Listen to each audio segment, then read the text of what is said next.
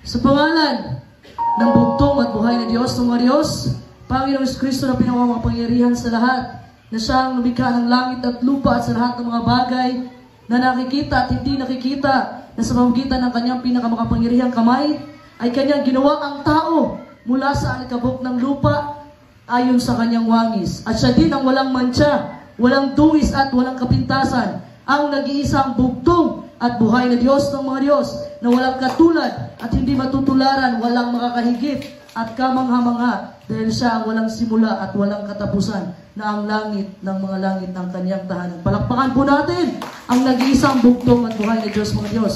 Palakpakan din po natin ang mga sugo ng bugtong at buhay na Diyos. Walang iba, Father Lahid.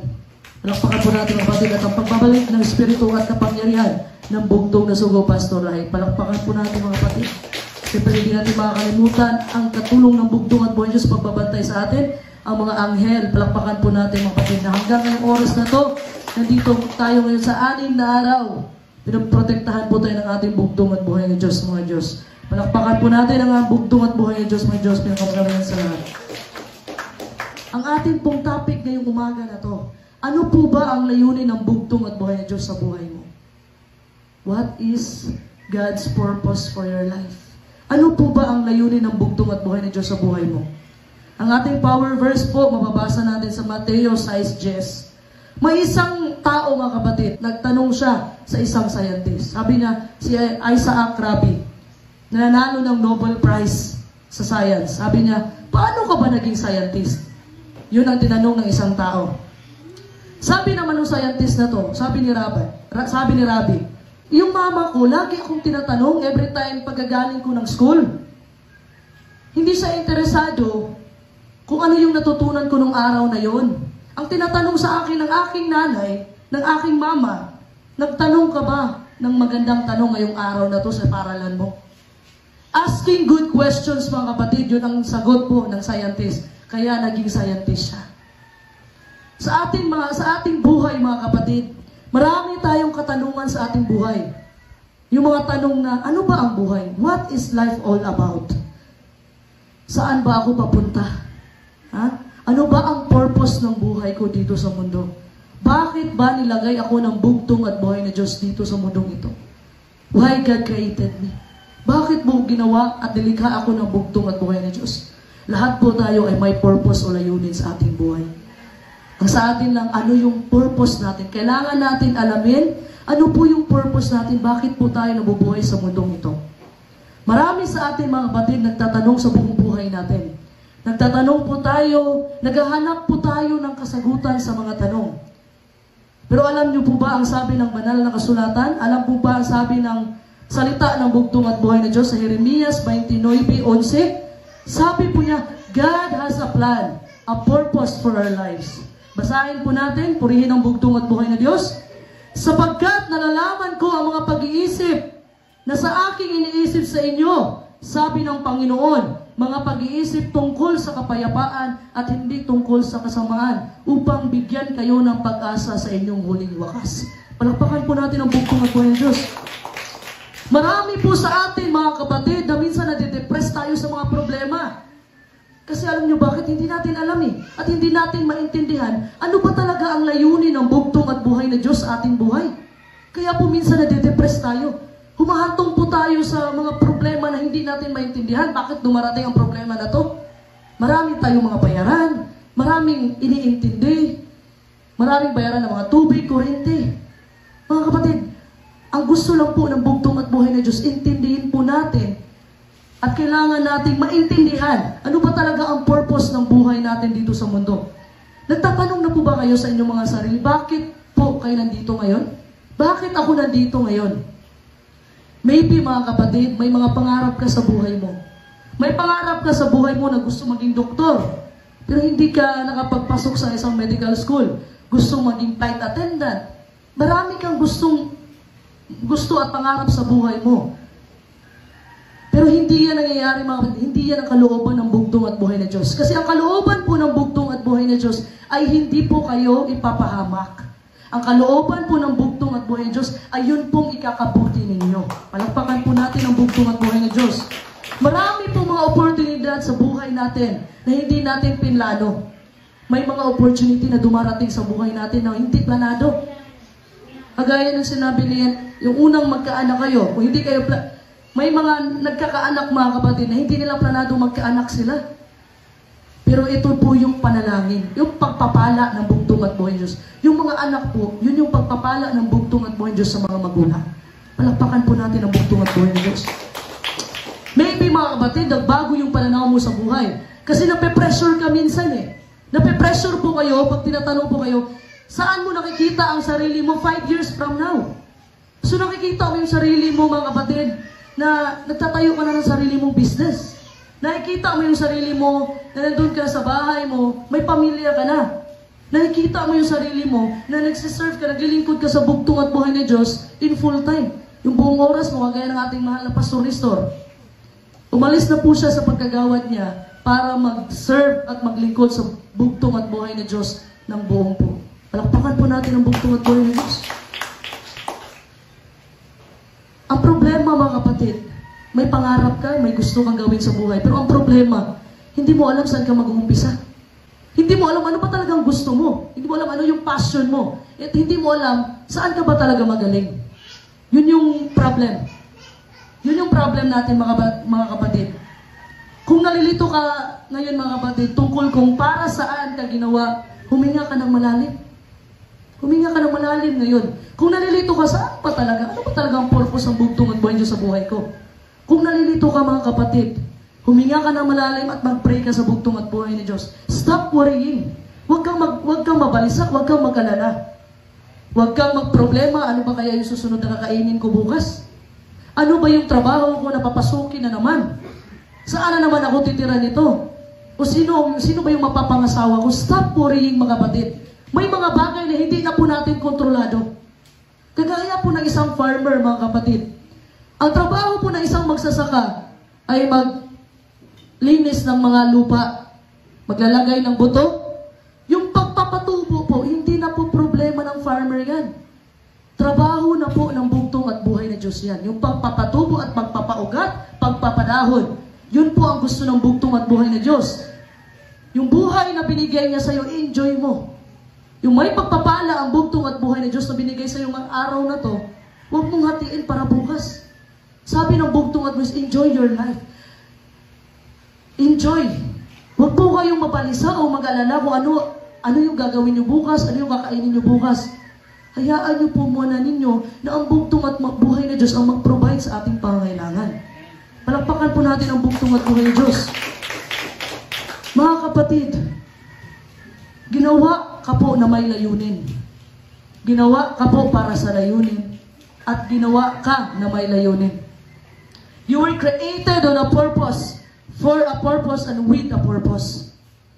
Alam niyo ba ang tinuro na dasal, panalangin ng bugtong at buhay ni Diyos sa mga disipulo niya? Ito po yung tinuro niya na panalangin sa mga disipulo niya. Matthew 6:10. Purihin ang bugtong at buhay ni Diyos. Dumating nawa ang kaharian mo. Gawin nawa ang iyong kalooban. Kung paano sa langit, gayon din naman sa lupa. Ano po sinabi? Thy kingdom come. They will be done in earth as it is in heaven.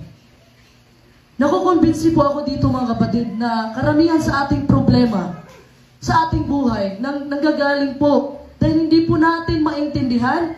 We don't have a clear understanding. Hindi natin maintindihan kung ano ba talaga ang purpose ng bugtong at buhay Diyos at kalooban niya para sa ating buhay. Alam mo kapatid, kung ikaw ay nagdadrive, maraming dito ang driver, motor o sasakyan. Alam na mga driver yan, bago po kayo lumabas ng bahay ninyo, alam nyo na kung saan kayo pupunta. Tama po ba? Alam nyo na. Bago kayo mag-drive ng motor, alam nyo na kung saan kayo pupunta po. So ganun po, kasi pag once nakarating po kayo sa may mga intersection, dyan sa bandang bayan, maraming intersection dyan, alam mo na kung saang daan ka pupunta, saan ka liliko. Ganun din po sa buhay natin. Dapat po, alam natin mga kapatid kung saan tayo papunta. Dahil kung hindi natin alam kung anong purpose ng buhay natin, doon po nagkakagulo-gulo ang buhay natin. Doon po nagkakagulo. It costs you a lot of trouble, mga kapatid. Confusion and insecurity. Alam mo bakit na-insecure ka? Alam mo, kung may pinagpala ang bugtong at buhay na Diyos, yung kapitbahay mo nakabili ng bagong ref. kapitbahay mo, masagana ang buhay. Alam mo, yung inggit, mga kapatid, yun yung sanhi ng away. Yung sanhi ng away, mga kapatid, yun yung inggit.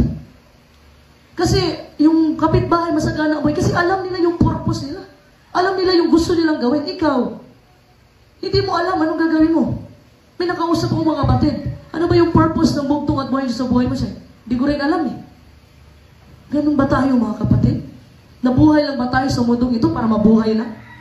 Lahat po ng bagay may layunin. Lahat po na nangyayari sa buhay natin may purpose po. O layunin po ang bugtong at buhay ng Diyos. Alam mo, understanding God's purpose, maintindihan natin ang layunin ng bugtong at buhay ng Diyos. Kaya natin ipaglagay sa isang sentence lang. Yung sinabi ng Matthew 6, G's mga kapatid, na yung kaharian mo, your kingdom come, your will be done on earth as it is in heaven. Dalawang praise po yun. Your kingdom come, kama, your will be done on earth as it is in heaven. So yung unang praise po, mga kapatid, sa sinabi, sa talata, yun po yung purpose ng bugtong at buhay ng Diyos sa mundo. Your kingdom come. Yun yung purpose ng bugtong at buhay sa mundo.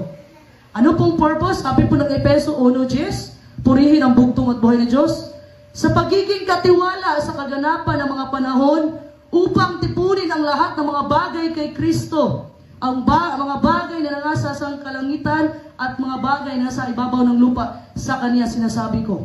Ano po daw ang sinasabi ng bugtong at buhay ng Diyos? God's purpose, mga kapatid, sa pagbabalik po ng bugtong at buhay na Diyos dito sa sanlibutan. Pero tandaan niyo po, sinasabi ko lagi, ang pagbabalik po ng bugtong at buhay na Diyos ay hindi siya aapak muli dito sa lupa. Doon lang po sa ulap. Doon po natin sasalubungin ang bugtong at buhay na Diyos. Palakpakan po natin ang bugtong at buhay ng Diyos. When the time is right, mga kapatid, He will bring all creation together. Dito po sa mundo at doon sa langit. Ipag-isa po yun ang bugtong at buhay ng Diyos. At siya ang hari ng mga hari at Diyos ng mga Diyos na ating paglilingkuran sa buhay na walang hanggan. So sa ikalawang phrase, mga kapatid, sabi po doon sa talata, your will be done. Yung kalooban mo ang masusunod, bugtong at buhay ng Diyos. Ito po yung purpose ng bugtong at buhay ng Diyos sa ating buhay. God has a will.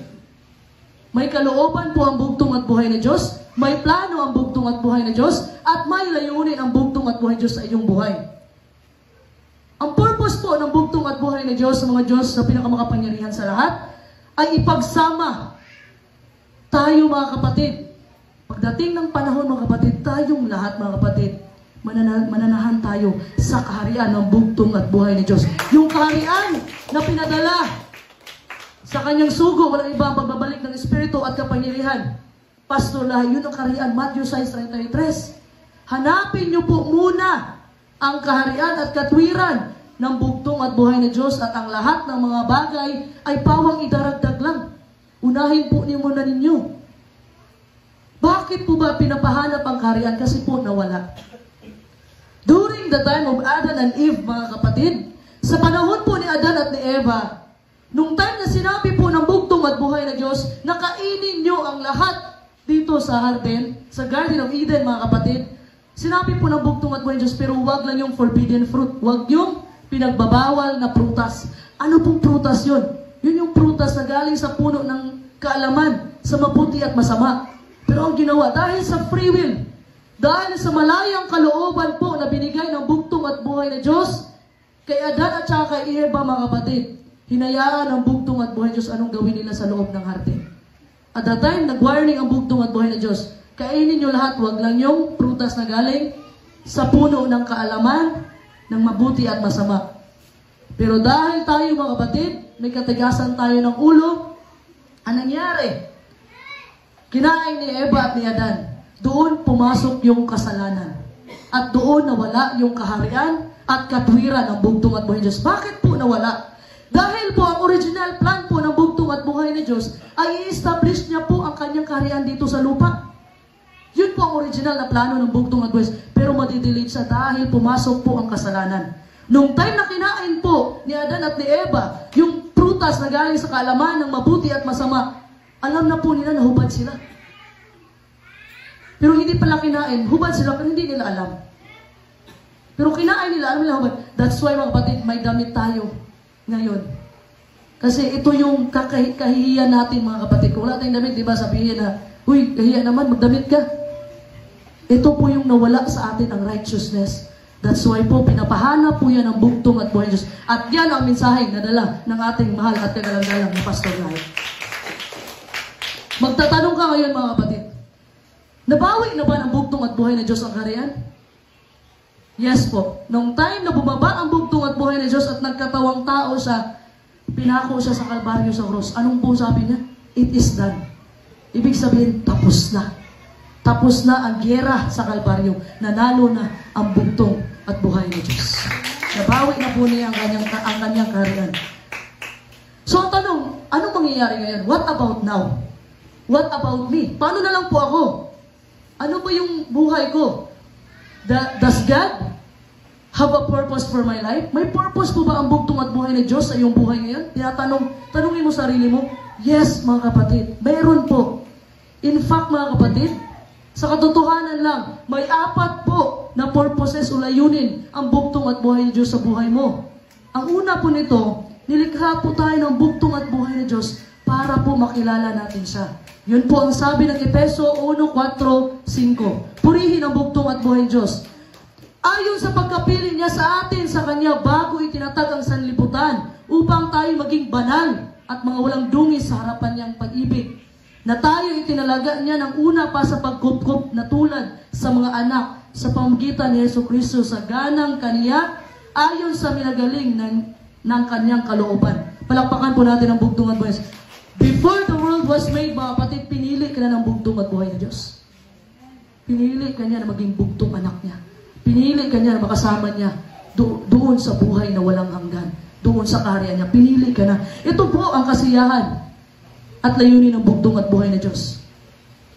Alam ba ng bugtong at buhay na Diyos na daranas tayo ng mga kapighatian? Alam po ng bugtong at buhay na Diyos.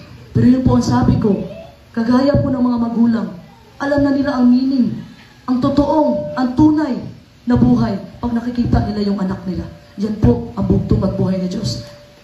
Pag-ibig na mga kapatid, nagkakaroon ng tunay na kahulugan ng buhay. Dahil po nakikita po tayo ng bugtong at buhay ng Diyos. At ito po ang kasiyahan at layunin ng bugtong at buhay ng Diyos sa ating buhay mga kapatid.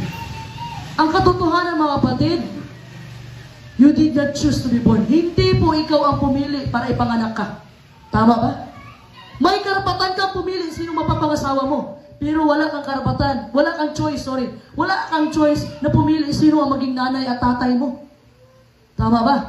Wala kang choice. Pero may choice ka humanap kung sino ang mapapangasawa mo. That was beyond your control mga kapatid. Hindi mo kontrolado yung ipinanganak ka sa mundong ito. Dahil mismo ang bugtong at buhay ng Diyos ang nagpili sa iyo. You did not choose to be born. Pero ang bugtong at buhay ng Diyos, nagplano nito at pinili ka niya dahil may purpose ka sa mundong ito. Palakpakan natin ang bugtong at buhay ng Diyos. Sabi po ng Jeremias 1:5, purihin ang bugtong at buhay ng Diyos. Bago kita inanyuan sa tiyan, ay nakilala kita.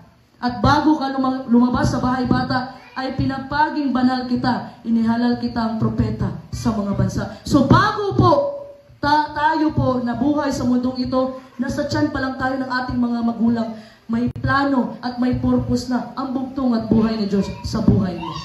Ang sa atin lang, know your purpose. Alamin mo ang purpose mo. Alamin mo yung layunin mo. Hindi po aksidente mga kapatid na nandito ka ngayon. Wala pong aksidente na nangyari sa mundong ito. Wala pong aksidente. Hindi po coincidence, hindi po aksidente. Nandito ka ngayon. Dahil alam nyo bakit? Ito po ang kalooban ng bugtong at buhay ni Diyos. Palakpakan po natin. Sabi nga po ng Juan 15:16, hindi tayo ang nagpili sa bugtong at buhay ng Diyos. Sinong nagpili sa atin? Walang iba. Wala pong iba, kundi mismo ang bugtong at buhay ng Diyos. Sa katotohanan mga kapatid, nandito ka ngayon, buhay ka ngayon, na nakaupo ka dyan ngayon dito mga kapatid, na humihinga ka, nasa magandang pangangatawan ka mga kapatid, dahil may purpose ang bugtong. During pandemic time, marami talaga nagsistruggle, maraming namamatay during pandemic time. Ang daming namamatay, halos araw-araw, may nagkakasakit, may namamatay. Alam po natin lahat yan kung ano yung dala ng pandemic. Pero mga kapatid, nandito ka ngayon sa araw ng Sabado, sa araw ng pahinga ng bugtong at buhay na Diyos. Nandito po kayo ngayon, until now, buhay ka pa. Dahil nga po, may mission ka at may purpose ka sa mundong ito. Palakpakan po natin ang bugtong at buhay na Diyos. Ang Diyos po ay nalulugod po siya sa inyo. God made you to love you. Nilikha ka po ng bugtong at buhay na Diyos para mahalin po tayong lahat. At nilikha po tayo ng bugtong at buhay na Diyos sa pamamagitan ng kanyang pag-ibig. Ang sabi po ng banal na kasulatan, God is love. It doesn't say po na He has love. Hindi po ibig sabihin na siya ay may pag-ibig.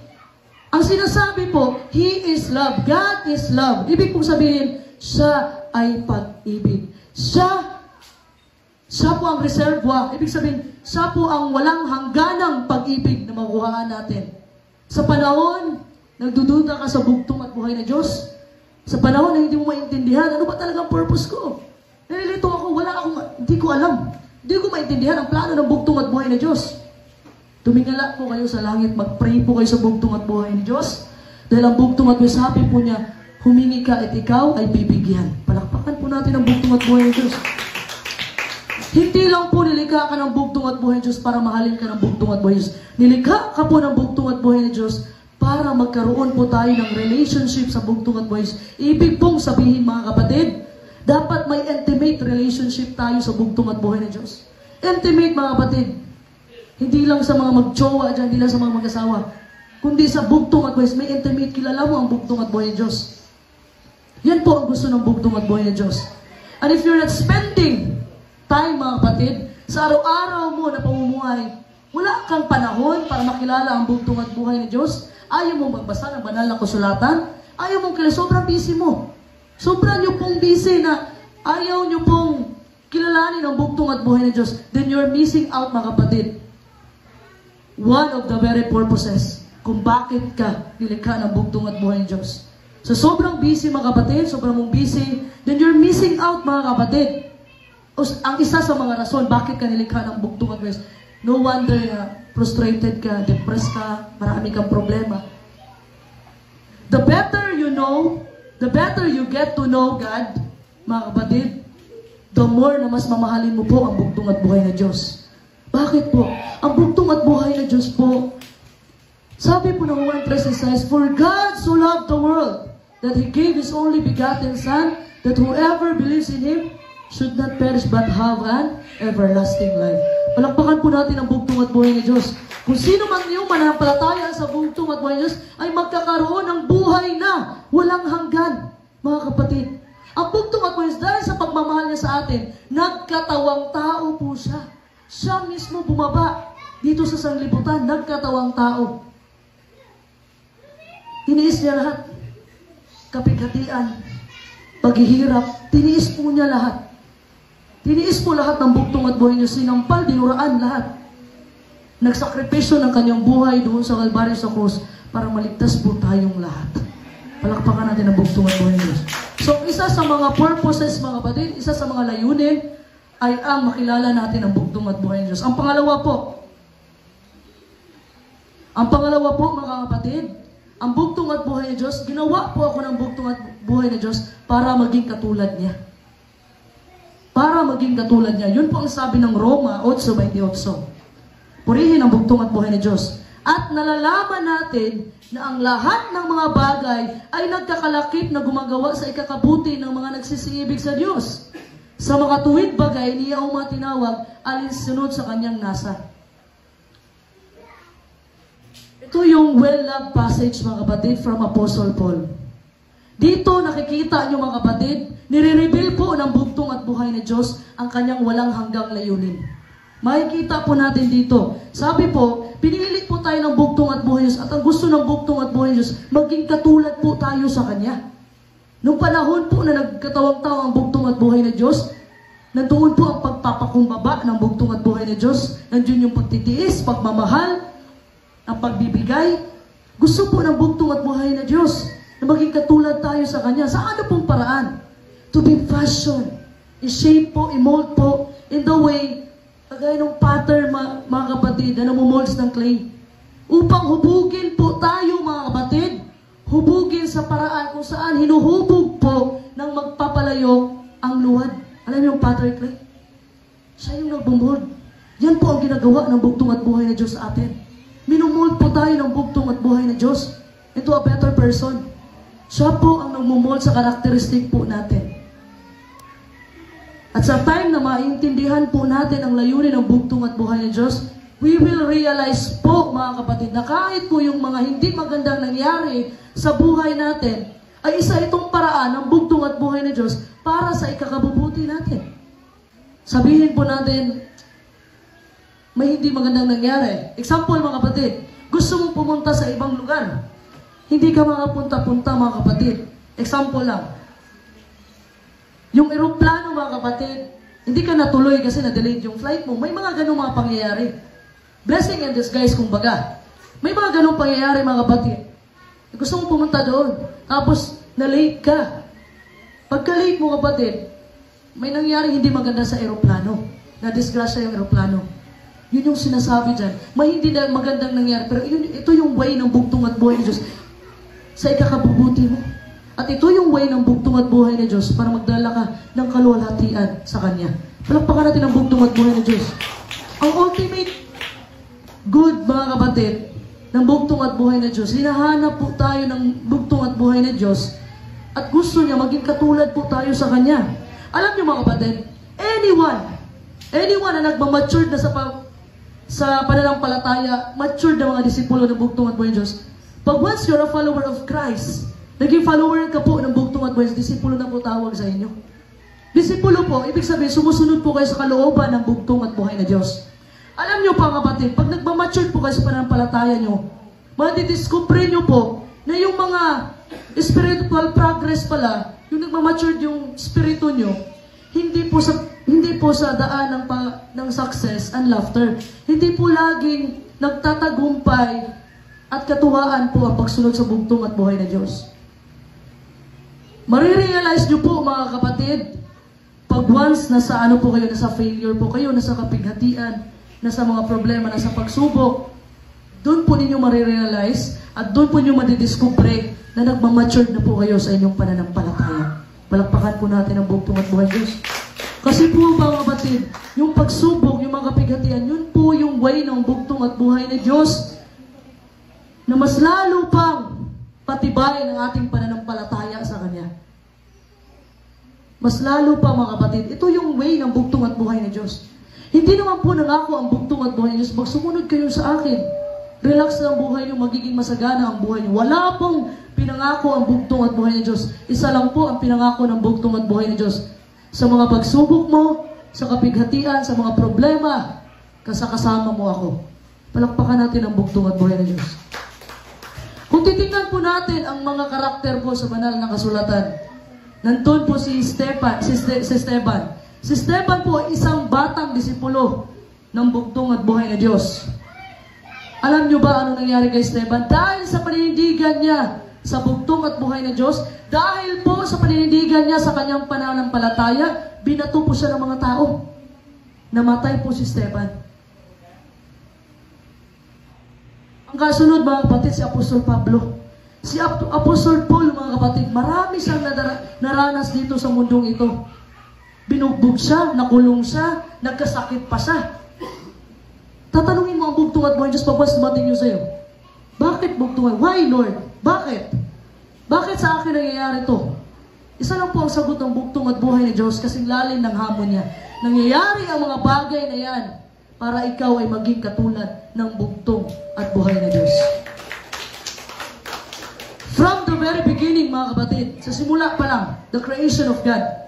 Simula pa lang po, mga kapatid, God decided, gusto po ng bugtong at buhay na Diyos na maging katulad tayo sa Kanya at ma-develop pa yung katangian natin, yung pag-uugali po natin. Yun po ang gusto ng bugtong at buhay na Diyos. Iba po tayo sa lahat ng creation ng bugtong at buhay na Diyos. Iba po tayo. Kasi nilikha po tayo ng bugtong at buhay na Diyos ayon sa Kanyang wangis. Ayon po sa Kanyang wangis. Kaya naiba po tayo sa lahat ng mga ginawa ng bugtong at buhay ni Diyos. Kung mayroong insecurities ka man ngayon, mga kapatid, na insecure ka man, Kailangan mong ma-realize at kailangan mong isipin, mga kapatid, that God created you and has plans for you. Palakpakan po natin ang bugtong at buhay ng Diyos. Yun po ang sabi ng Efeso 2:10. Purihin ang bugtong at buhay ng Diyos. Sapagkat tayo'y kanyang gawa na nilalang kay Kristo Jesus para sa mabubuting gawa ng mga inihanda ng Diyos ng una upang siya'y nating lakaran. God has created you uniquely, mga kapatid. You are the only you on earth. Nag-iisa ka lang sa mundong ito. Nag-iisa ka lang. Gusto nyo ba, mga kapatid, yung mga asawa nyo, o yung mga jowa nyo, o yung mga kapitbahay nyo, pareho kayo ng mga mukha? Gusto nyo ba yung ganon? That's why God created you uniquely. Nag-iisa ka lang sa mundong ito. May magjowa na nag-away, mga kapatid. Sabi ng babae sa lalaki, hindi ka na makakahanap na katulad ko. Sabi naman ng lalaki, ay, salamat naman. Kasi mga kapatid, nag-iisa ka lang po sa mundong ito. Hindi po ibig sabihin nag-iisa ka. Yung ugali mo, yung pagka-ikaw, yung pag-mold ng bugtong at buhay ng Diyos, nag-iisa ka lang. Hindi po tayo pare-pareho. Sa mukha pa lang, hindi po tayo pare-pareho. You have a divine mission, mga kapatid. Meron kang mission dito sa mundong ito na ikaw lang din ang makakagawa. Nagpinagawa sa ng bugtong at buhay na Diyos. Kanya-kanya po tayo ng mga mission dito sa mundo. Sa mundo, mga kapatid. Kanya-kanya po tayo. You were created on a purpose. Ginawa ka po na may layunin para sa isang layunin. Dahil may layunin ka sa mundong ito. You are different, mga kapatid. Bakit ba? Kakaiba po tayo sa lahat ng mga nilikha ng bugtong at buhay na Diyos. Sabi ko po, nilikha po tayo ng bugtong at buhay na Diyos ayon sa kanyang wais. And we have the ability, mga kapatid. May kakayanan po tayo makipag-communicate sa bugtong at buhay na Diyos. Nakakausap po natin ang bugtong at buhay na Diyos. Sa anong paraan? Through prayer. Through prayer po, mga kapatid, nakakausap po natin ang bugtong at buhay na Diyos. At sa ano pong paraan na gusto mo kausapin ka ng bugtong at buhay na Diyos? Sa pamamagitan po ng pagbabasa ng banal na kasulatan. Kasi po yung banal na kasulatan, yun po yung mga salita ng bugtong at buhay na Diyos. Palakpakan po natin ang bugtong at buhay na Diyos. God wants you to be like Him. Gusto po ng bugtong at buhay na Diyos, maging katulad ka sa Kanya. Matuto ka katulad sa Kanya, mag-isip ka ng katulad sa bugtong at buhay na Diyos. Gumawa ka ng mga mabubuting gawa katulad ng bugtong at buhay ng Diyos at magsalita ka katulad ng bugtong at buhay ng Diyos. Yan po ang pangarap ng bugtong at buhay ng Diyos. Yan po ang layunin ng bugtong at buhay niyo sa bawat isa sa atin. Then if you have these characteristics, mga kapatid, kung may ugali ka o katangian ka na ganito, then you are spiritually mature. Na kahit siraan ka man, sasabihin mo lang, God bless you.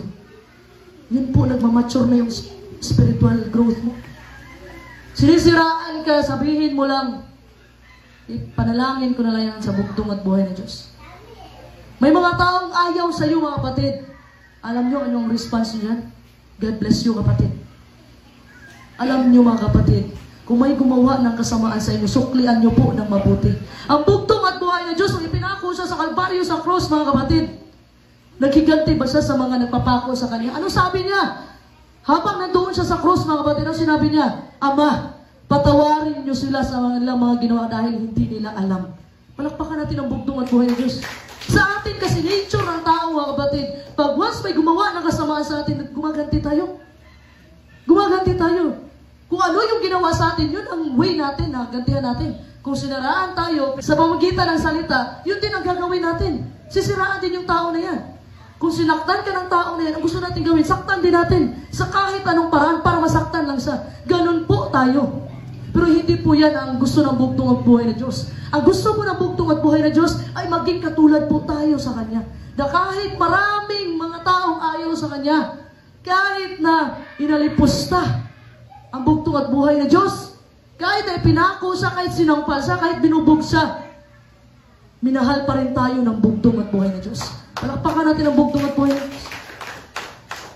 Alam niyo, mga kapatid, alamin niyo yung priorities niyo sa buhay niyo. Alamin nyo. I-change nyo na yung perspective no, na lagi nyo inuuna yung kaligayahan nyo kaysa sa kaligayahan ng bugtong at buhay ng Diyos. Changing your perspective, mga kapatid, from pleasing yourself to pleasing God and learning to obey God.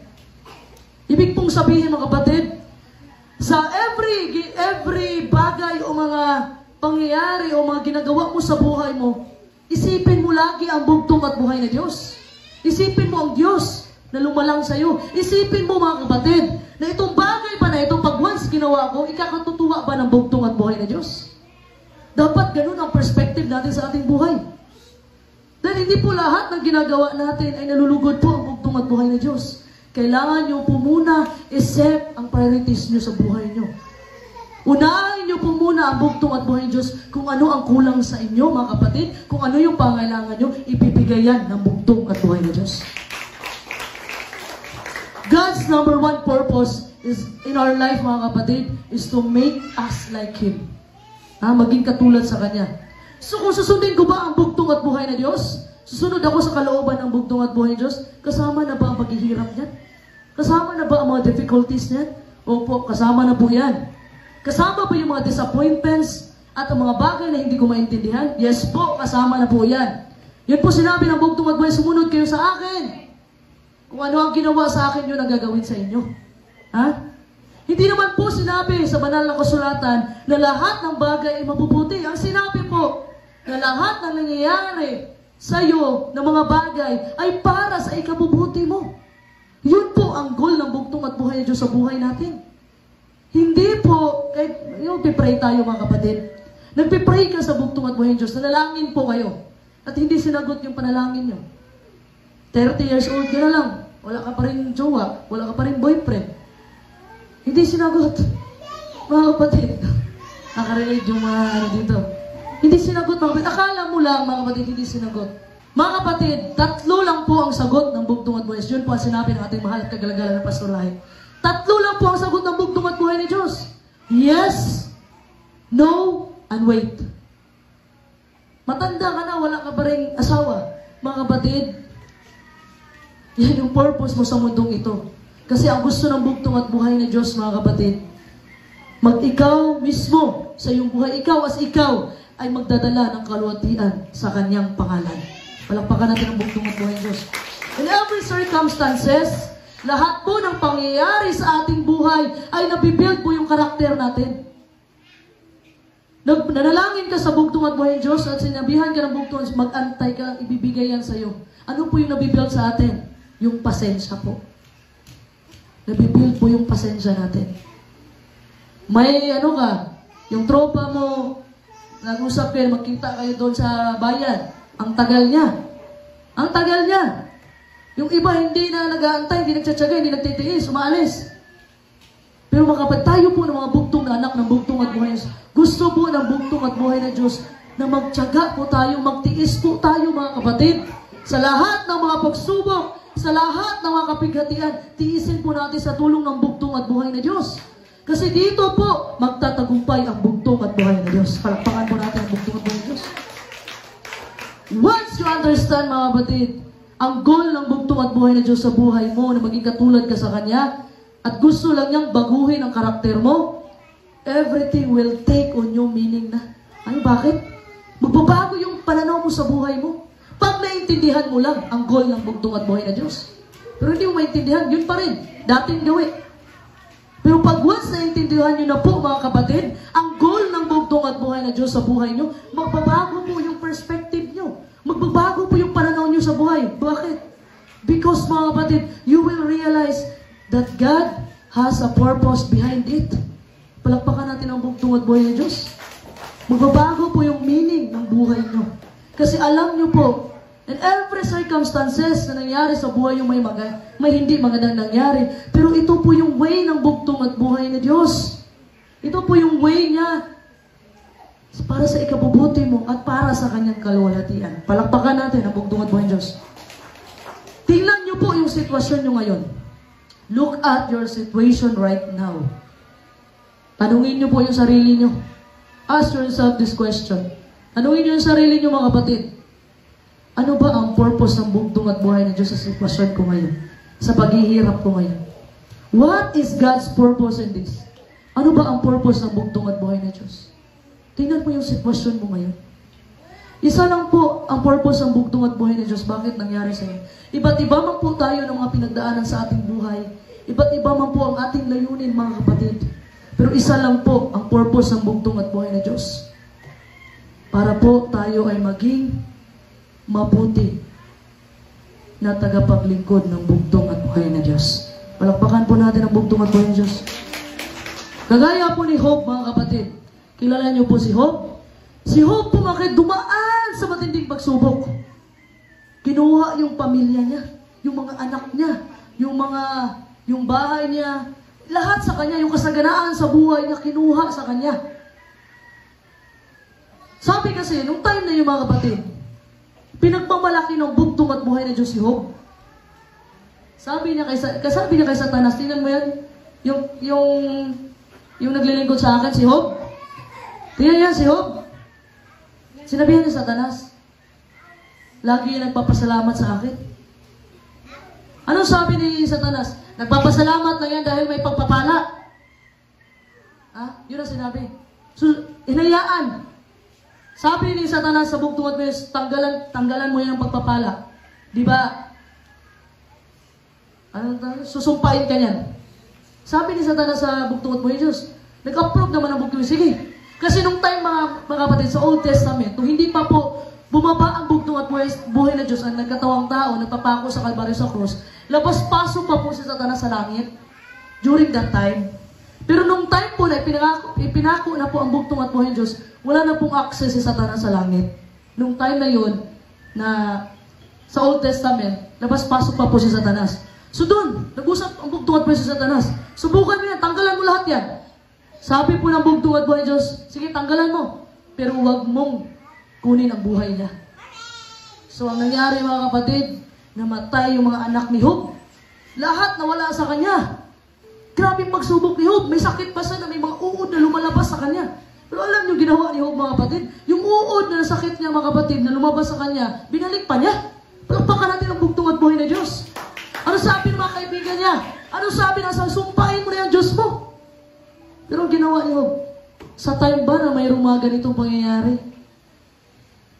Hindi ka na magpapasalamat sa bugtong at buhay na Diyos? Magpapasalamat ka lang ba, mga kapatid, kung pagpapala yung dumating sa buhay mo? Yun po. Kaya po nagbigay ng ilustrasyon ang banal na kasulatan. Lahat po ng mga Bible characters, mga kapatid, ay para po mayroon po tayong inspirasyon na basahin. Kung tumaan ka sa mga pagsubok, basahin mo si Job. Basahin mo ang bugtong at buhay. Basahin mo yung history ng bugtong at buhay ng Diyos. Si Abraham, mga kapatid, nag-iisang anak niya, inantay nila ni Sarah, 25 years. Inantay nila ni Sarah, 25 years, sobrang tagal. Tapos lumabas si Isaac, hiningi ng bugtong at buhay ng Diyos kay Abraham. Ikaw, mga kapatid, bilang matagal mo nang nanalangin ka sa bugtong at buhay ng Diyos, bigyan ka ng anak sa loob ng 25 years. Magagawa mo kayong ibigay yung anak mo sa bugtong at buhay ng Diyos? Pero ang sabi ni Abraham, kung kayang kunin ang bugtong at buhay ng Diyos sa akin ito, kaya din niyang magbigay ulit. Palakpakan natin ang bugtong at buhay ng Diyos. So dahil sa pananampalataya ni Abraham, mga kapatid, siya yung naging ama natin sa pananampalataya. Kung ikaw ay nangihina, nawalan ka na ng pananampalataya sa bugtong at Diyos, basahin mo kay Abraham. Kung anong ginawa ni Abraham, mga kapatid. Sa atin, pag mahingin ang bugtong at buhay, kaya ba natin ibigay sa bugtong at buhay na Diyos? Kagaya ng ginawa ni Abraham, mga kapatid, na binigay niya kay isa-isa ng anak. Hindi alam ni Sarah ang ginawa ni Abraham. Pero dahil po sa pananampalataya ni Abraham, na kayang gawin ng bugtong at buhay ng Diyos ang lahat ng mga bagay, ay nanampalataya po siya. That's why po, si Abraham nangako sa bugtong at buhay, ang bugtong at buhay ng Diyos, nangako po kay Abraham, na hindi niya pababayaan ang kanyang bayan. Yun yung Israel. That's why ang Israel, mga kapatid, laging nananalo sa gera yan. Mayroon pong physical na Israel, yun po yung nasa Israel. Tayo po ang mga spiritual Israel. Palakpakan po natin ang bugtong at buhay ng Diyos. Si Joseph, mga kapatid, binenta ng kanyang mga kapatid. Binenta dahil paboritong anak ni Jacob. Dumaan sa matinding pagsubok. Binenta, nakulong, sa kasong hindi niya ginawa. Inakyusahan. Pero alam mo, mga kapatid, yun ang way ng bugtong at buhay na Diyos. Yun ang way ng bugtong at buhay na Diyos. para maging kagaya tayo sa Kanya, para maging karapat-dapat po tayo sa Kanyang harapan. Palakpakan po natin ang bugtong at buhay ng Diyos. Ano ba mga pagsubok dumaan sa inyong buhay ngayon? Lahat po tayo dumaraan, klase-klase mga pagsubok. Araw-araw may naharap tayong pagsubok. Araw-araw iba't iba yung mga pagsubok na dumarating. Sa anak mo, sa pamilya mo, sa trabaho mo, lahat po mga kapatid. Pero ang solusyon po natin, wala pong iba. Ang solusyon po natin, kanya-kanya man tayo ng pagsubok sa buhay. Kanya-kanya man tayo ng kahinaan, mga kapatid.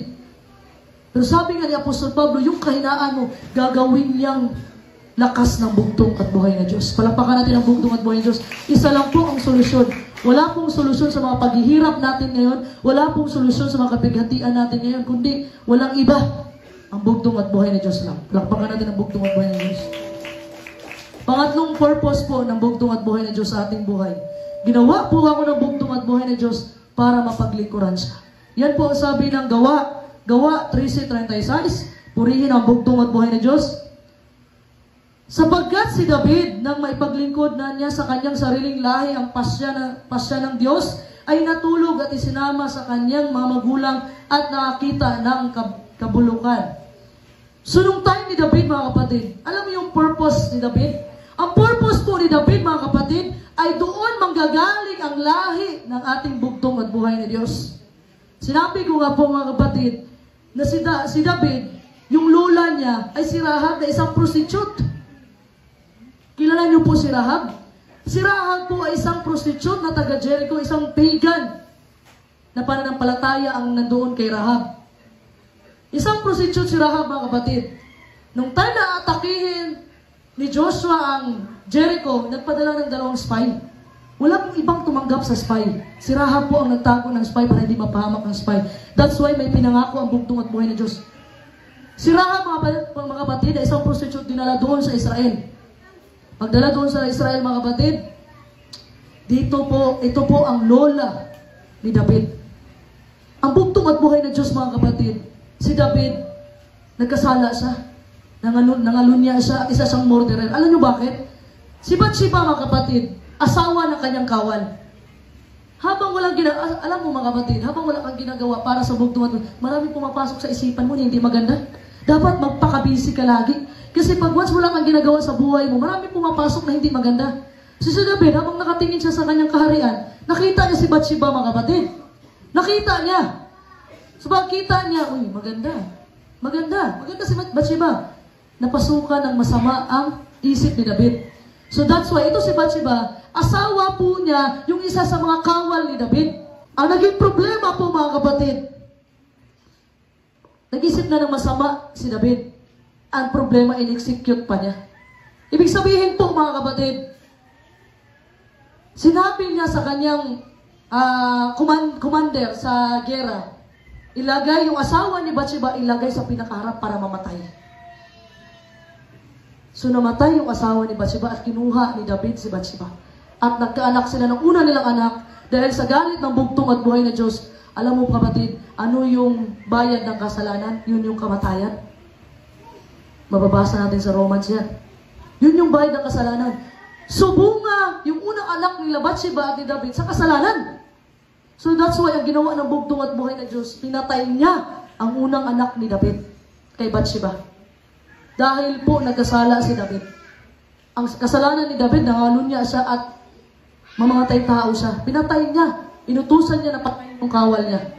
So nangyari, mga kapatid, depressed si David. Na-depress siya. Wala na siya, parang nawalan siya ng gana mamuno sa kanyang kaharian. Na-depress si David dahil nga nawala sa kanya yung anak nila ni Bathsheba. Kasi ang bunga ng kanilang ginawang kasalanan, nagbunga ng kapatid yung anak nila, pinatay ng bugtong at buhay na Diyos.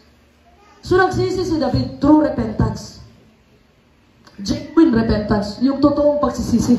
Nagsisi si David. So nagsisi si David, binalik sa kanya yung kaharian. Sa pagsisi ni David, mga kapatid, binigyan siya ng anak. Ulit ng bugtong at buhay ng Diyos.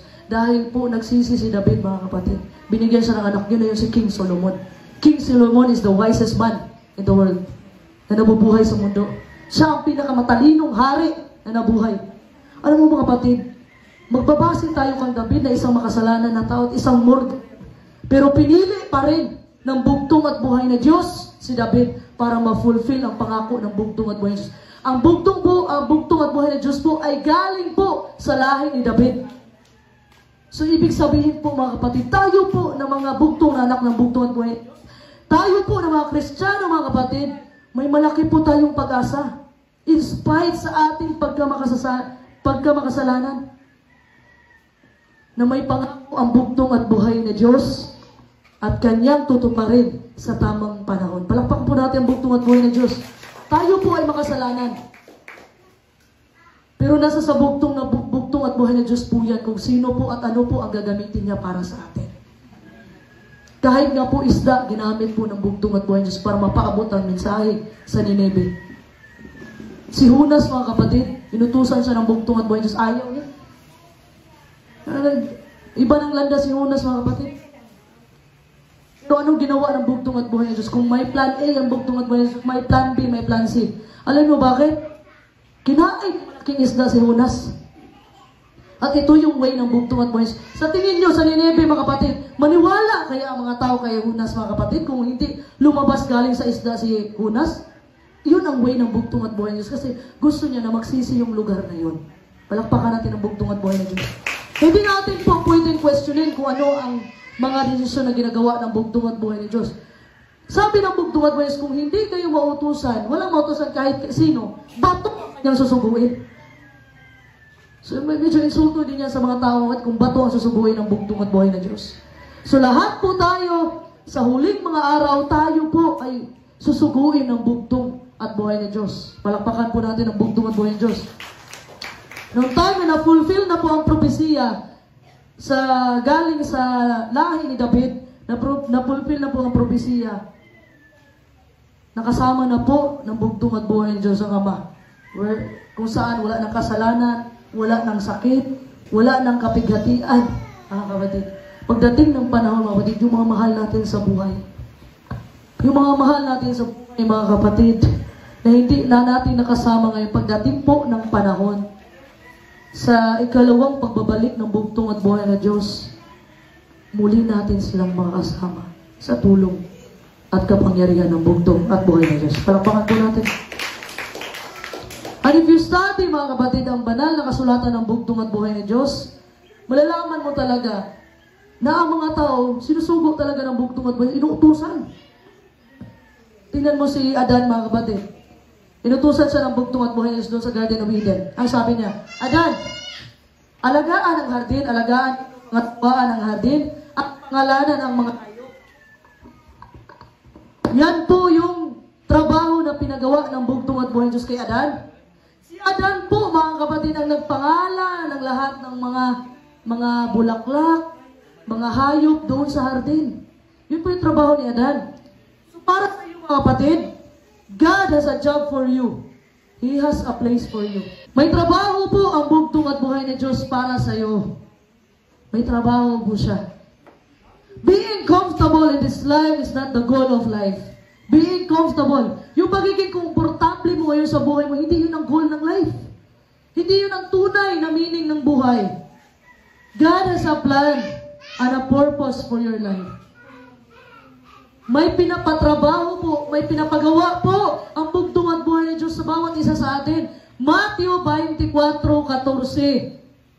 Ito po yung ipangaral ang kaharian ng bugtong at buhay ng Diyos. Hindi lang po dito sa Palawan, hindi lang sa Mindanao, hindi lang sa Manila, hindi lang dito sa Pilipinas, kundi sa buong sanlibutan. At ang katapusan ay darating na. Katapusan ng panahon ay darating na. So, ang pagbabalik pang bugtong at buhay Diyos, nasa sa atin po. Ito po yung ito po yung goal natin, ito yung purpose natin sa mundong ito. Iba't iba yung may personal purpose ka. Pero ang purpose po ng bugtong at buhay ng Diyos ay pangaral ang kanyang kaharian. Yun po yung purpose ng bugtong at buhay ng Diyos. Habang nandito pa po tayo sa mundong ito. Ano po ba ang what are you going to do with the rest of your life? Ano po ba yung gagawin nyo sa mga huling mga sandali o mga huling oras sa inyong buhay? Sakto na ba na kilala mo lang ang bugtong at buhay ng Diyos? Kung may natitira kang 10 years, 20 years, or even 100 years, depende po sa itatagal natin sa mundong ito. What are you going to do with the rest of your life? Ano po yung gagawin nyo sa mga natitirang bahagi ng iyong buhay? I want to submit to you this morning, mga kapatid. Gusto ko isubmita sa inyo, mga kapatid, that you were made a purpose. Ginawa ka po na may layunin. There's no greater purpose than to serve God wherever you are. Wala pong pinakamalaki o pinakadakilang layunin kaysa sa pagserbisyuhan natin, paglingkuran natin ang bugtong at west, kahit saan ka man. Serve God, mga kapatid.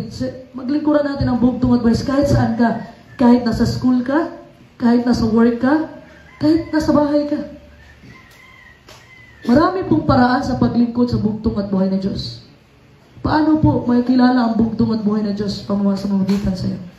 Sa mamagitan po ng paggawa ng mabuti sa iyong kapwa. Sabi ko nga, wala nang bigas yung kapitbahay nyo, bigyan nyo. Kung humingi sa iyo ng pera, dublihin.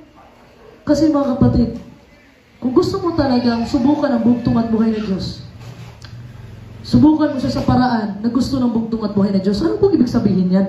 Ibig pong sabihin, kahit walang-wala na po kayo, yan na lang po ang pag-asa nyo, yung pagkain nyo. Kagaya nun ni Elias, mga kapatid, pumunta siya sa isang widow, balo. Balo ba yun sa Tagalog? Balo? Nagpunta sila sa isang balo. Yung pagkain nila, para sa kanila na lang. Pero sabi ni Elias, mga kapatid, pakainin mo lang ako at magbibigay sa iyo bugtong at buhay na Diyos.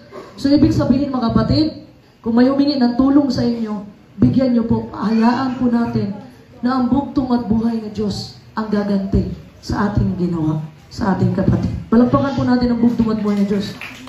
Maglingkod po tayo sa bugtong at buhay na Diyos kung saan tayo nilagay ng bugtong at buhay na Diyos. Day-to-day routine of our life. Day-to-day, mga kapatid. Kung saan ka nilagay ng bugtong at buhay na Diyos, doon ka maglingkod. Lumalakad ka. Magmensahe ka, mga kapatid. Kaya, naalala ko nga, nung nag-vision ng ating mahal kagalang-galang na Pastor Lahi, hindi niya kasama yung mga kasamahan niya. Ano sila, hiwa-hiwalay. Kasi pag may nakatabi sila, dapat mangaral ng salita ng bugtong at buhay ng Diyos. At then every time, mga kapatid, may masalubong po kayo. Hindi po natin alam ang pinagdadaanan ng mga tao. Hindi po natin alam ang pinagdadaanan ng bawat isa sa atin. And every time, sabi na atin ng mahal at kagalangan ng Pastor Lahi, every time po may nakasalubong po, sabihin niyo po, mahal ka ng bugtong at buhay ng Diyos. Palakpakan natin ang bugtong at buhay ng Diyos. Malay mo, mga kapatid, yung tao na kasalubong na sa depression stage na siya, magpapakamatay na siya. Magpapakamatay na siya. Hindi nyo, malay nyo. Hindi nyo alam. Pero pag sinabi yung mahal ka ng bugtong at buhay ng Diyos, magigising po siya, kapatid. Kasi hindi po bumabalik ang salita ng bugtong at buhay ng Diyos na walang natatamaan. Mayroon at mayroon po yan. Kasi yun po yung will ng bugtong at buhay ng Diyos. Kailangan po magpaglingkuran natin ang bugtong at buhay ng Diyos kung nasaan man tayo. In other words, mga kapatid, it's your choice. God has a will and you have a will. But He gave you a free will. Malayang kalooban na pumili kung anong gusto mong gawin. That's why nagkasala po si Adan at saka si Eva dahil po sa free will na binigay ng bugtong at buhay na Diyos. Dahil po kung hindi po nagbigay ng free will ang bugtong at buhay na Diyos, manipulator yung Panginoon natin, wala pong kasalanan dito sa mundo ngayon. Wala po. Pero yun po, ang ipinagkaloob sa atin ng bugtong at buhay, isang pribilehiyo po na binigay niya sa atin, yung malayang kalooban. Nakapag-desisyon ka sa buhay mo na ikaw lang. Yun yung free will. Yun yung gift sa atin ng bugtong at buhay na Diyos. Pero tandaan po natin, mga kapatid, yung free will na yan, sinamahan niya ng karunungan. Ibig sabihin, gawin mo yung free will mo na may karunungan na galing sa bugtong at buhay na Diyos. Dalawa lang po ang choices natin lagi. Darkness, light, langit, impyerno, sa bugtong at buhay ni Diyos o kay Satanas. Dalawa lang po lagi. Yung free will po, yung malayang kalooban na binigay po sa atin ng bugtong at buhay ni Diyos, i-make sure natin, mga kapatid, na yung consequences niyan, kung doon ba tayo sa buhay na walang hangganan o doon ba tayo sa kadiliman na walang hangganan. May choice po tayo. Binigyan po tayo ng choice ng bugtong at buhay ng Diyos. At ngayon, mga kapatid, choice mo nandito ka. So, ibig sabihin, mga kapatid, pinili ka ng bugtong at buhay ng Diyos.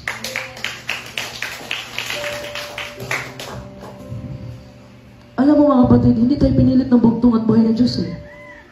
God will not force you to do it. Ang sabi ng bugtong at buhay ng Diyos, offer yourself. Ihandog mo yung sarili mo. It's a choice. Choice mong ihandog ang sarili mo. It's a daily decision mga kapatid. Araw-araw po, mayroon po tayong mga pagsubok at araw-araw po natin piliin ang bugtong at buhay ng Diyos.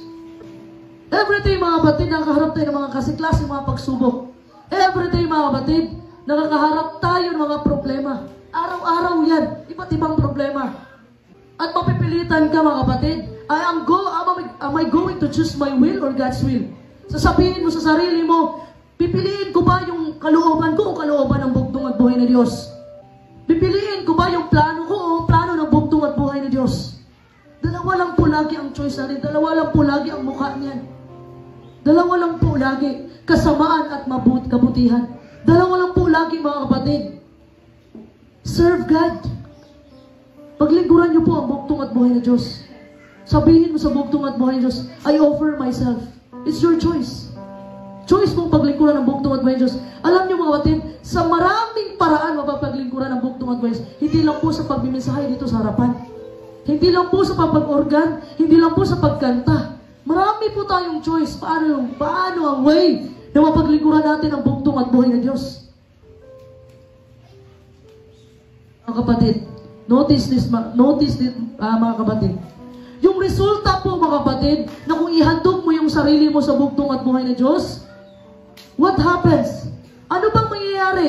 If i-dedicate ko, ihandog ko ang sarili ko sa bugtong at buhay na Diyos, alam mo ang sasabihin ng bugtong at buhay? Alam mo, sabihin mo sa bugtong at buhay na Diyos, God, bugtong at buhay na Diyos, I'll do whatever you want me to do. Gagawin ko po kung ano ang gusto niyo ipagawa sa akin. Offer yourself mga kapatid. At the time na you will offer yourself, at the time na ihandog mo yung sarili mo sa bugtong at buhay na Diyos, then you will be able to know the will of God. Ano malalaman kung bugtong at buhay na Diyos sa buhay mo? Palakpakan natin ang bugtong at buhay na Diyos. This is the result of commitment. Ito yung resulta ng commitment mo sa bugtong at buhay na Diyos. Malalaman mo ang kalooban ng bugtong at buhay na Diyos. Ang bugtong at buhay na Diyos po mga kapatid, gumagabay po siya sa mga taong handa na makinig sa Kanya, handa na mag-commit sa Kanya, in advance mga kapatid, handang gawin kung ano ang ipapagawa niya. Hindi kasi sa paraan natin nga mga kapatid, na gusto natin, God, bugtong at buhay na Diyos, show me your will. Ipakita mo sa akin yung kalooban. Then ako magde-decide ako kung susundin ko ba yan o hindi. Hindi po ganyan ang paraan. It doesn't work that way mga kapatid. Hindi po yan ang paraan ng bugtong at buhay na Diyos. Nasasabihin mo sa bugtong at buhay na Diyos, yung parang nag-exam ka, may choices ka eh. Pero dito po, sa pagsunod po natin sa bugtong at buhay na Diyos mga kapatid, may ABCD, nakikita mo na yung resulta mga kapatid. May question dyan, nakikita mo yung choices mo. Pero dito po mga kapatid, hindi po sa paraan natin, na sabihin natin sa bugtong at buhay na Diyos, na ipakita mo muna yung kalooban mo. At saka magde-decide ako kung susundin ko to. Hindi po. It doesn't work that way, mga kapatid. In advance, mga kapatid, sabihin po natin sa bugtong at buhay ni Diyos. Sabihin po natin, I choose to do your will. Bugtong at buhay ni Diyos. I'll go anywhere. Punta ako kahit saan. Be anything. Do whatever you want me to do. At pinipili kita sa araw-araw. Palakpakan natin ang bugtong at buhay ni Diyos. And then, yung commitment mo kapatid, ang isusukli ng bugtong at buhay na Diyos, ipapakita niya sa iyo ang plano niya para sa iyong buhay. Palakpakan natin ang bugtong at buhay na Diyos. Ang panghuli mga kapatid, pang-apat, ginawa po tayo ng bugtong at buhay na Diyos para makasama niya sa buhay na walang hanggan. Ito po ang sabi ng 2 Corintios 5:1-5, purihin ang bugtong at buhay na Diyos, sapagkat nalalaman namin na kung masira ang aming bahay na tabernakulong ukol sa lupa, ay mayroon kaming isang gusaling mula sa Diyos. Bahay na hindi gawa ng mga kamay, walang hanggan sa sangkalangitan, sapagkat tunay na sa ganito kami ay nagsisihibig, na nagdanasang mabihisan kami ng aming tahanang mula sa langit, na kung mabihisan nga kami niyaon, ay hindi kami nasumpong hubad, sapagkat tunay na kaming nangasang tabernakulong ito ay nagsisihibig, na nangabibigatan, hindi na ninanasan namin maging hubad, kundi ninanasan namin kami bihisan upang ang mga kamatayan ay lamunin ng buhay. Ngayon, ang gumawa sa amin ng bagay, ding ito ay ang Diyos na nagbibigay sa amin ng patutuo ng Espiritu. Palakpakan natin ang bugtong at buhay Diyos. Alam niyo po mga kapatid, itong katawan natin ngayon, itong katawan po natin temporary bodies lang po ito mga kapatid. Temporary lang po ito. Itong mundo na ginagalawan natin ngayon, temporary lang po ito mga kapatid. They are not meant to last forever. Nandito lang tayo ngayon dahil may layunin ang bugtong at buhay ng Diyos para sa ating mga kapatid. Pero tayo po ay dumadaing. Ito po yung versikulo, itong talata na ito. Dumadaing po tayo sa pananabik para sa permanenteng tahanan kasama ang bugtong at buhay ng Diyos na hindi po ginawa ng kamay, kundi mismo ang bugtong at buhay ng Diyos ang gumawa. Ang sabi niya, pagbabalik, kailangan niyang bumalik sa langit para ihanda ang ating tahanan, mga kapatid. Palakpakan natin ang bugtong at buhay ng Diyos. God has prepared eternal bodies sa lahat po ng mga nanampalataya sa bugtong at buhay ng Diyos at sumusunod sa kanyang kalooban. Ang bugtong at buhay ng Diyos, sabi po niya, yung mga kapighatian ninyo, yung mga suffering ninyo ngayon, yung mga problema, mga pagsubok ninyo ngayon, temporary lang po yan. Come and go. Pero po yung walang hangganang kaligayahan, yung eternal joy na ipaparanas po sa atin ng bugtong at buhay ng Diyos.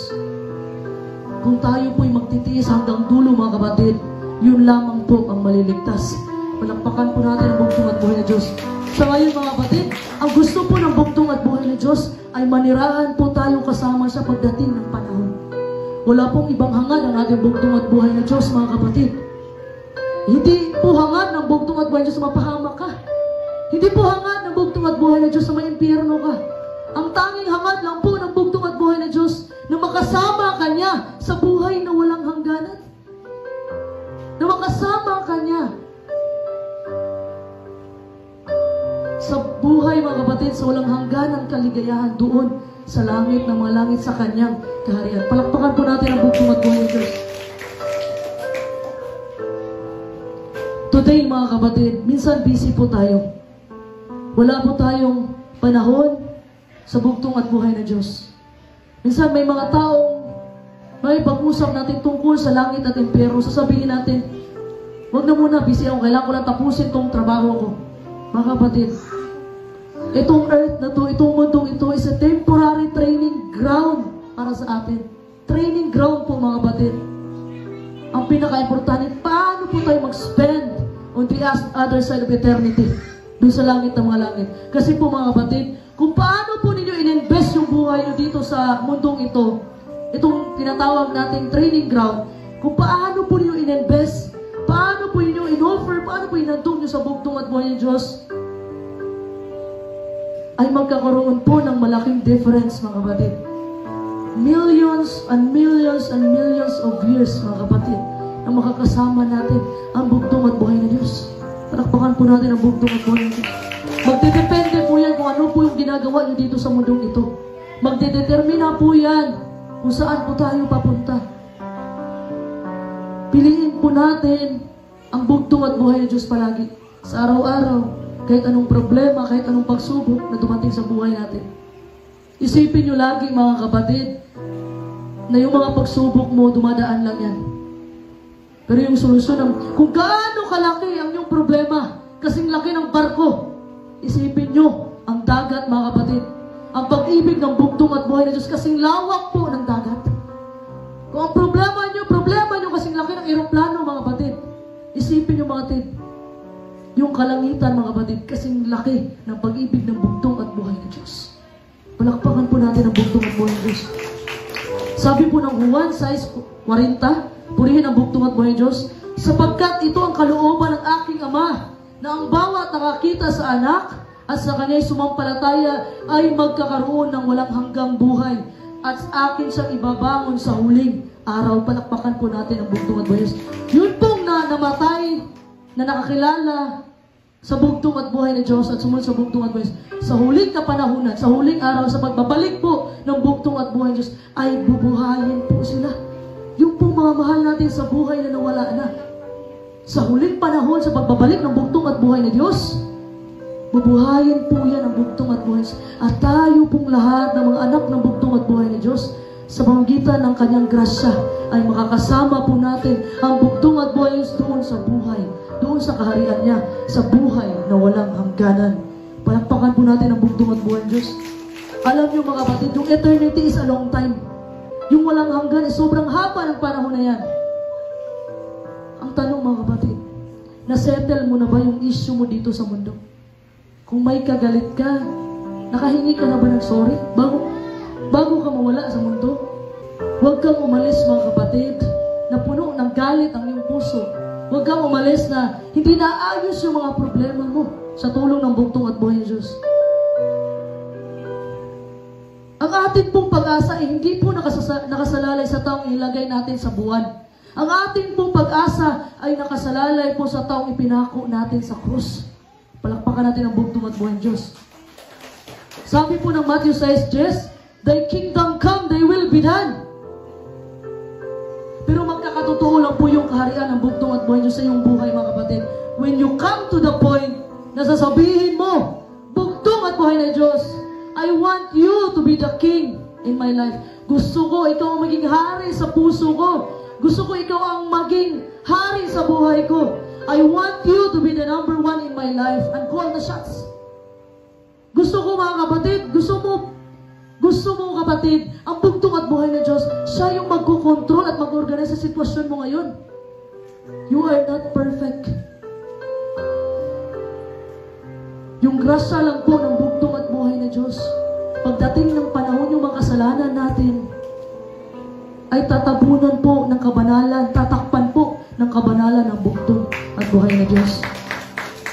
Sabi po ng Matthew 6:33, mga kapatid, "Seek ye first the kingdom of God," purihin ang bugtong at buhay ng Diyos. "But seek ye first the kingdom of God and His righteousness, and all these things shall be added unto you." Ibig sabihin mga kapatid, what a great promise. Ito'y nagsasabi mga kapatid ng mga bagay, walang bagay na hindi kayang gawin ang bugtong at buhay ng Diyos sa buhay mo. Kung ikaw ay lubos na nakatuon sa kanyang plano, sa kanyang layunin, at sa kanyang kalooban, unahin po muna ninyo ang bugtong at buhay na Diyos. Yung mga pagkukulang po, yung mga hindi po natin kayang gawin, kaya pong gawin lahat ng bugtong at buhay na Diyos yan. Bilang anak po tayo ng bugtong at buhay na Diyos, dapat nating ma-realize mga kapatid na hindi po nagpapako sa Kalbaryo sa krus ang bugtong at buhay na Diyos para lang magkaroon tayo ng komportableng upuan. Magkaroon tayo ng komportableng higaan mga kapatid. Hindi po siya dumaan sa matinding pagsubok, mga pambubugbog, pandudura, pagsampal, para lang makapag-relax tayo. Hindi po mga kapatid. Alam niyo, isa sa mga reasons mga kapatid, bakit nag-invest, binuwis ng bugtong at buhay sa buhay niya, ang kanyang kamatayan, at muli siya nang nabuhay sa pangatlong araw. Alam niyo bakit? So that mga kapatid, mabago ang ating buhay. So that mga kapatid, na maging tagapaglingkod tayo ng bugtong at buhay na Diyos. Yung buhay mo ba ngayon kapatid? Kontento ka na ba na ganyan ka? Matagal ka na sa mundong ito, hindi mo alam yung purpose mo sa buhay mo. Hayaan po natin, ipikit po natin ating mga mata, makipag-usap po tayo sa ating bugtong at buhay na Diyos. Kausapin po natin ang bugtong at buhay na Diyos. Magtanong po tayo, bugtong at buhay, ano ba purpose ko sa mundong ito?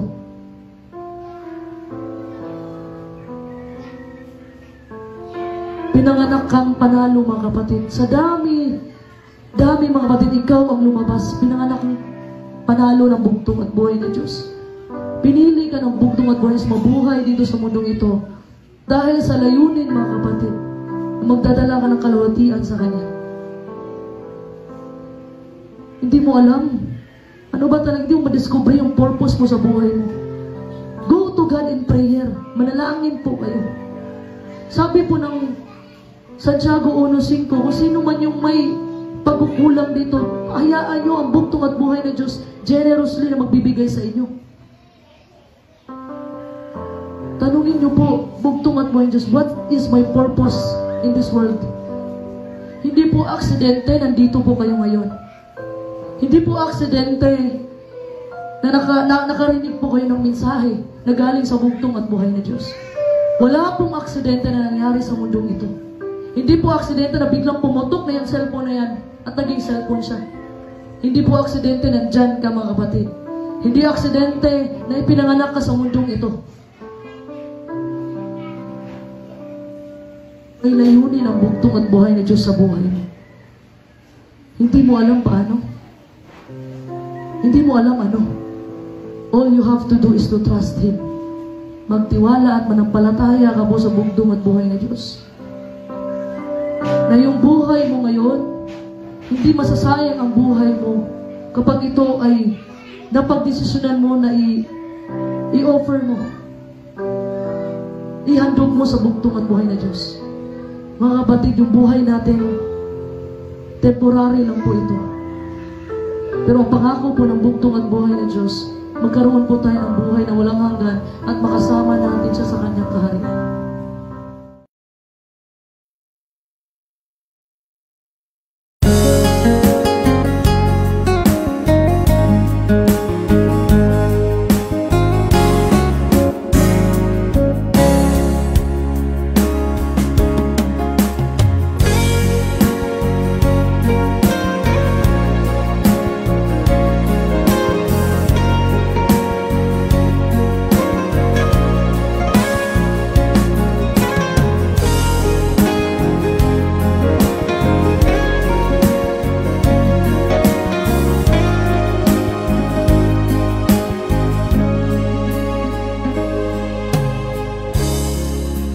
Pagkadakilang Diyos, ang bato na siyang kanlungan ko, ako'y walang halaga sa sanlibutan.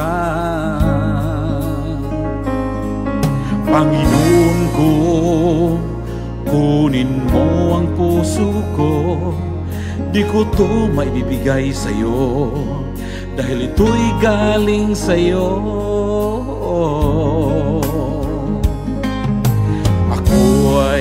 Binili mo ng iyong dugo, andyan sa iyong kamay ang buhay ko. Alam mo ang pagdududa at takot ko.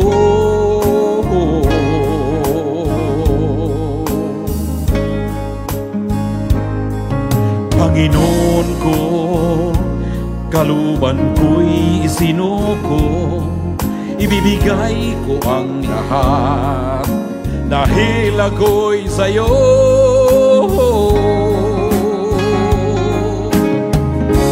Ako'y nakayuko sa iyong harapan, nakita ko ang aking karumihan. Panginoon ko, hangad ko ang pagpapatawad mo, pangarap ko ang kapayapaan mo.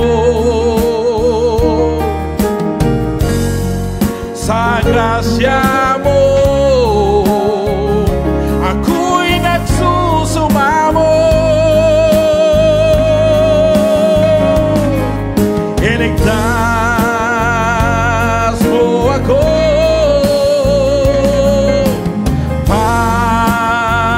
Panginoon ko. Kainan ko, kahit sa mga kamalian ko.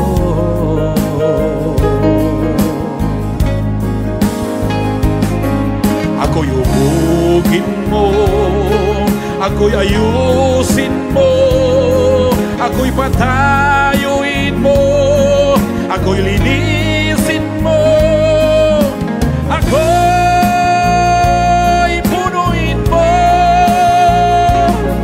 pag-ibig mo'y padaluin mo sa akin.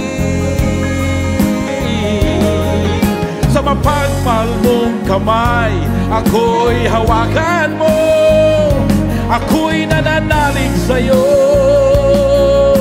ako'y nananalig sa'yo, ako'y nananalig sa'yo.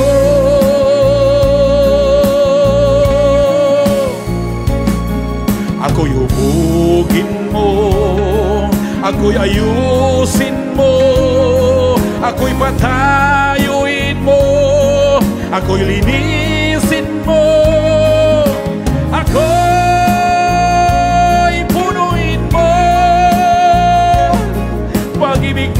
padaluin mo sa akin.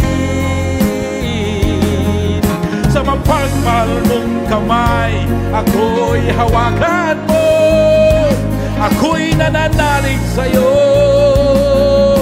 Ako'y nananalig sa'yo. Ako'y nananalig sa'yo.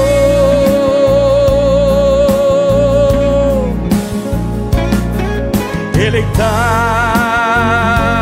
mo ako,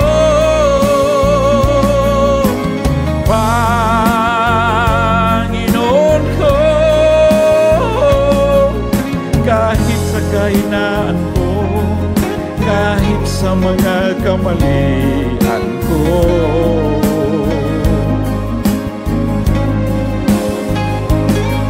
Ako'y hubugin mo, ako'y ayusin mo, ako'y patayuin mo, ako'y linisin mo, ako'y punuin mo.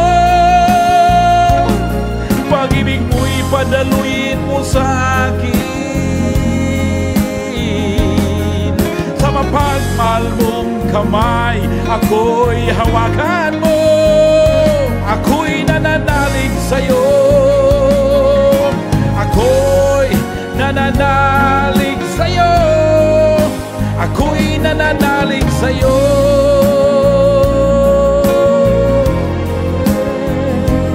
Oh, oh, oh.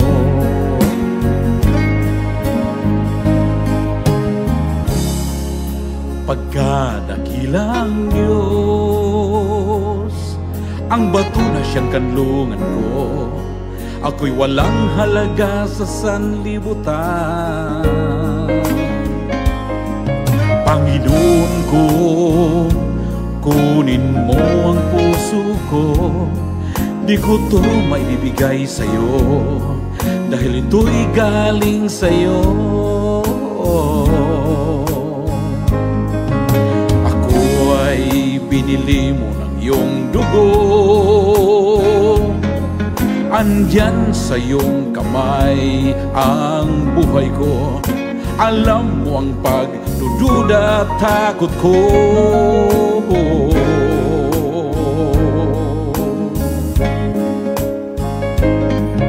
Panginoon ko, kaluban ko'y isinuko, ibibigay ko ang lahat dahil ako'y sa'yo.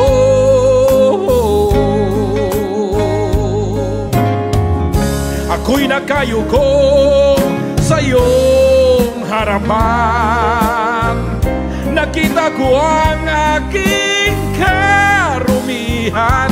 Panginoon ko, hangad ko ang pagpapatawad mo, pangarap ko ang kapayapaan mo. Sa grasya mo, ako'y nagsusumamo. Iligtas mo ako,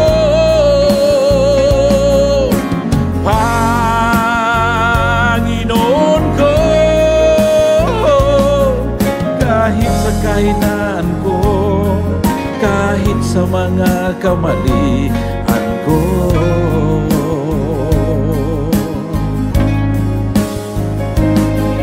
Ako'y ubugin mo, ako'y ayusin mo, ako'y patayuin mo, ako'y linisin mo, ako'y punuin mo. Pag-ibig mo'y padaluin mo sa akin. Sa mapagmahal mong kamay, ako'y hawakan mo. Ako'y nananalig sa'yo. Ako'y nananalig sa'yo. Ako'y nananalig sa'yo.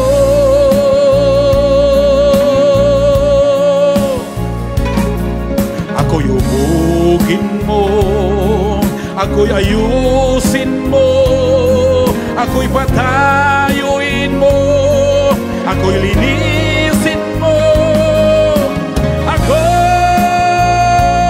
punuin mo. Pag-ibig mo'y padaluin mo sa akin. Sa mapagmahal mong kamay, ako'y hawakan mo. Ako'y nananalig sa'yo. Ako'y nananalig sa'yo. Ako'y nananalig sa'yo.